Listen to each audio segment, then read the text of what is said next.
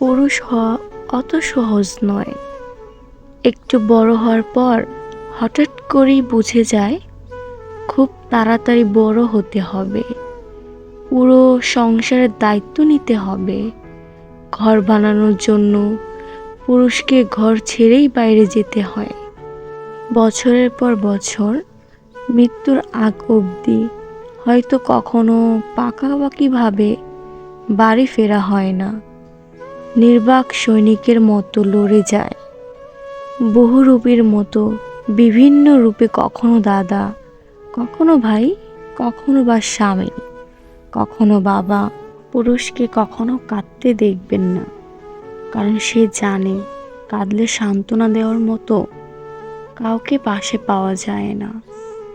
বিভিন্ন কারণে যদি স্ত্রীর সাথে ঝগড়াও হয়ে যায়, সে হয়তো চুপ করে থাকে বা একবেলা না খেয়ে থাকে, তবু তার কোনো বাপের বাড়ি হয় না যেখানে সে তার অভিমানটা প্রকাশ করবে। যতই শিক্ষার ডিগ্রি থাকুক, পুরুষের সম্মানটা তার উপার্জন এবং মূলধনের উপর নির্ভর করে।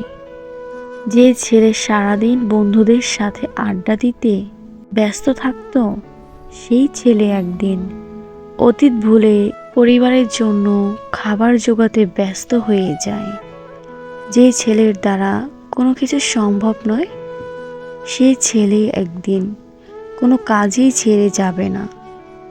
সেই ছেলেটা সারাদিন ফোন টিপা নিয়ে সব সময় বকাবকি শুনতো, একদিন সেই ছেলের সাথে কথা বলার জন্য সবাই অপেক্ষা থাকবে।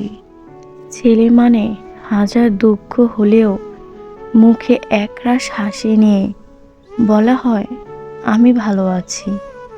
ছেলে মানে সবার ইচ্ছে পূরণ করার আপ্রাণ চেষ্টা করে। বেকার ছেলেরা কোথাও শান্তি পায় না। একদিন এই বেকার ছেলেটাও সব কিছু থাকবে।